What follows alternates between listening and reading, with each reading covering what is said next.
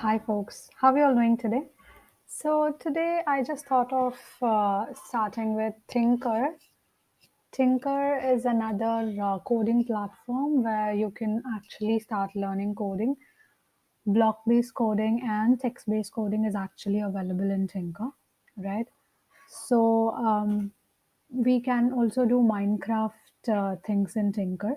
So we're going to explore Tinker for a few days, and we'll see. Let's see what are the things which are available on Tinker, and how's it gonna work, right? It's almost similar to other coding block based coding platforms, but yeah, you have some very good graphics and animation stuff here, and there are so many things which you can do and develop using Tinker. So let's quickly get started.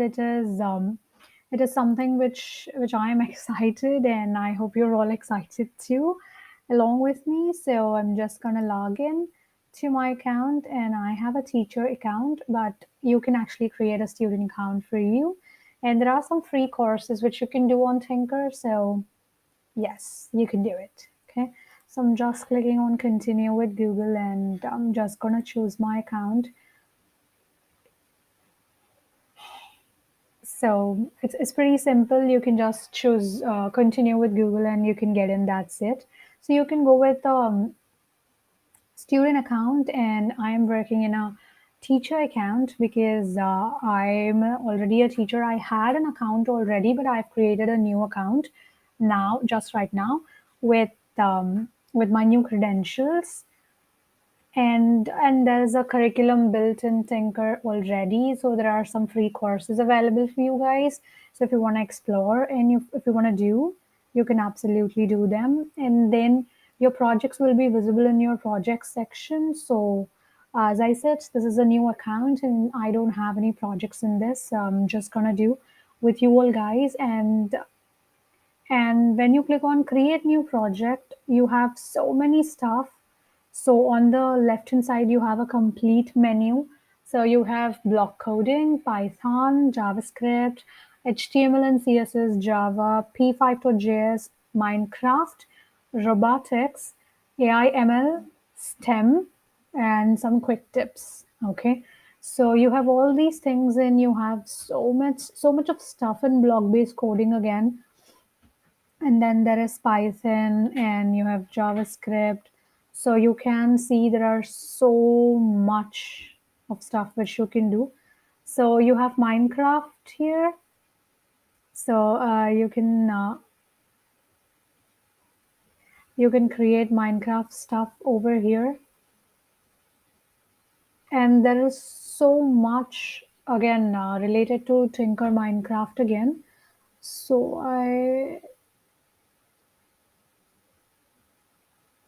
all these things like connecting it with microbit, and bamboo, night drone, jumping sumo, rolling spider.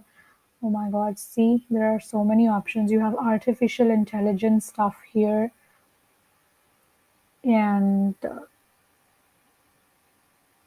so many things are there.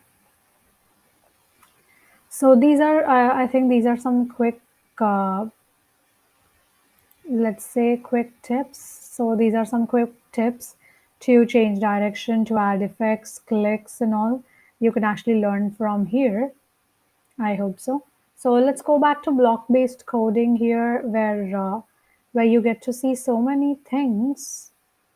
Let's say if you want to create art project or some games, simple games, multi-level. Oh my God, there are so many projects, right?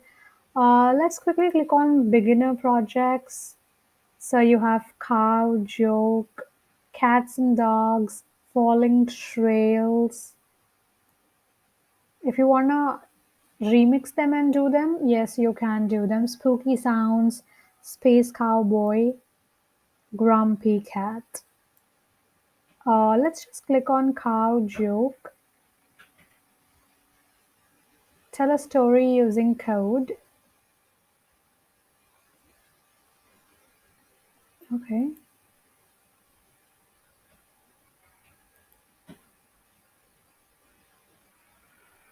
Who's there? Cows go who? I'm not sure how to operate this, but yeah, it's just like a story or a small conversation happening, just like in Scratch we did, most probably. Let's say start project, and you will see Tynker interface is very much like kind of good design it has, and the blocks you can see are having some different shapes. And yes, but blocks definitely they are more similar to Scratch and other coding platforms we've been using so far. So yeah, let's do a small tutorial today, then a storytelling tutorial, right? We've opened this, and yeah, let's continue and do this, right? Let's build a story. And we have some characters over here: cow, owl. We do have a stage. And if you wanna edit the stage, cool. So, whoa, you have so many colors, and you have again a video tutorial coming up over here to change the stuff. You have a fancy stage and landscape.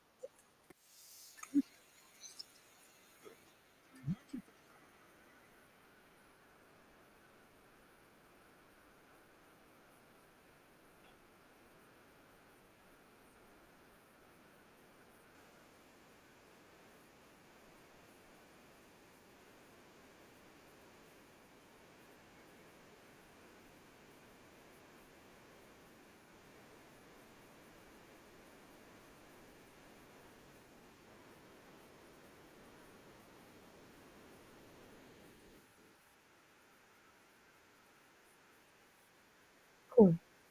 So you have some vector editor here, and it just says about that.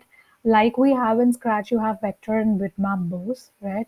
So when you click on vector, maybe you can actually do something, and do something over here. When you use fantasy stage, maybe you can change colors, add stuff. Like you used to draw in Scratch, we have brush, we have eraser tool, a paint bucket, and stamping tool, draw shape tool, text you can add. Whoa. We have a lot more options here. And so I actually don't want to do it right now. So this concept used in this project or animation, timing and dialogue. So you'll start by adding dialogue for the cow. Okay, say knock knock. Owl is already talking, but the cow has nothing to say, right? Yes, we saw owl was talking, but cow has nothing to say, in fact, right? So click the white area on the say block to type the words in the cow's speech. We already know this actually. Okay, so let's quickly type knock knock. Okay, I don't think we can copy paste. So knock knock for 2 seconds, right? And you can build a story on it, and it's all up to you, right? What all you want to create, and you can actually see it over here happening. Okay, and say cows go. So you can actually drag in and drop in. I don't know how many of you guys know this. So you can actually drag in from the thing, tutorial thing, and you can drop in. So I've just done the same thing, cows go. Okay. So yeah, on start, we said knock knock for 2 seconds, and it waits 3 seconds and then says cows go, and then wait 3 seconds. So it would actually look like that. And yeah, it is looking like that. And then, so you have to add a punchline. So attach these things. So on cow, we are coding right now. And for owl, if you have to code, so you already have something on the owl, most probably. So switch to costume owl 1 and wait 2 seconds. Who's there? Cows go who? And switch costume to owl 6. I think owl has multiple costumes in it, like we had in Scratch. So, okay, cool. So let's go back to cow, and No, silly, cows go moo. Cows moo sound is there. And yes, it's actually looking like this. So the last block, no, silly, cows go moo. Okay, done. So what actually each block does here? So let's understand that. If you want to code for your stage, you can actually code for your stage by clicking on stage. When you click on cow, you can start with the cow code, right? You have multiple blocks here. You have so many event handlers, control blocks, then operators, variables, and there are so many things over here. Like in Scratch, you have multiple categories here, right? So talking about each of it definitely would take some time.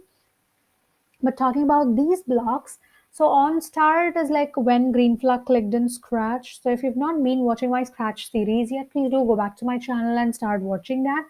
You will understand that. And let me tell you, this is on start event. So when project starts, then all of this code will get triggered. That means it starts executing itself. So it says knock knock for 2 seconds. It waits 3 seconds, and then it says cows go. Okay. So say block actually lets your sprite say something, talk. Okay. It doesn't really say something. It just like it displays that speech bubble on its head. Okay. And wait block adds some small delay of how many ever seconds you're giving, and then we can play sound called this whatever sound is available, right? So there are multiple sounds available in Tynker library, so you can use them and you can play sounds, okay? And say block would just add the speech bubble, right? And likewise on the left, we have a complete block categories and blocks over here, right? So each and every category have some event handlers, then mobile event handlers, then events. So you have some documentation blocks like comments. If you want to add comment block, you can just take it and write something. So you can say this is a comment, and comment lines are just for documentation. They doesn't mean, they're just for your understanding what kind of code are you writing and or why are you adding this kind of a block here. So to just display something like that, you're adding this. This is just for a programming use or programmer's purpose, but not they doesn't get executed in fact. Okay. And then we have control blocks. So in control blocks, you have all types of control blocks like conditional statements, loops, and you have some cloning blocks here, like we had in Scratch. You have some delay blocks and then debugging blocks and some advanced blocks. We have operators, like all types of operators, mathematical, arithmetic, Boolean operators, string operators. All these are available on Tynker. And we have some variable blocks. So to create variables, to create lists, you have all these blocks. And dictionary operators are present, list operators are present, some predefined functions, and some methods are available here. And yes, we can create a function. That means if you want to create a new block which is not available in Tynker but you want to create, so you can do it by creating a function, and there are some blocks which are related to that. If you create a new function, you will be getting other blocks which are related to that function. To call it, you will need a block, so that is available once you create a function. And then you have some motion blocks, some movement related blocks are here. And then so you have some animation blocks here to create some basic animation stuff here. So we can explore these things once we get deeper into the stuff. And you have some looks blocks to change the looks of your sprites, like changing the costume. So using the costume, changing the background color, next background, so all these kind of stuff.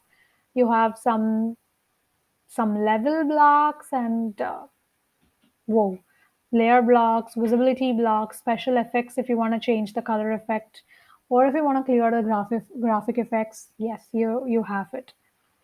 Sensing, so there are some sensing blocks like touching this, cloning this, right? So if touching the clone, you have so many blocks which are having various various properties to be done, or we can see actor properties are there, timer blocks are there, accelerometer components are there, user input blocks, detection blocks. Cool.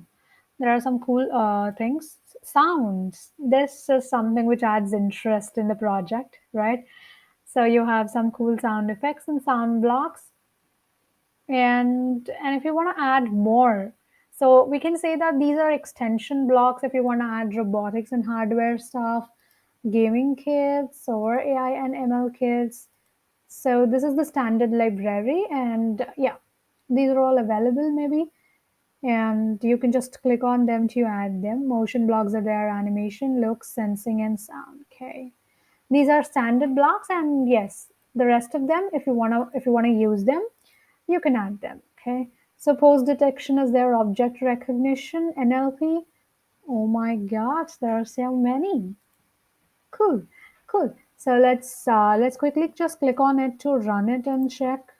We can run this on full screen too. Knock knock. Who's there? Cows go. Cows go who?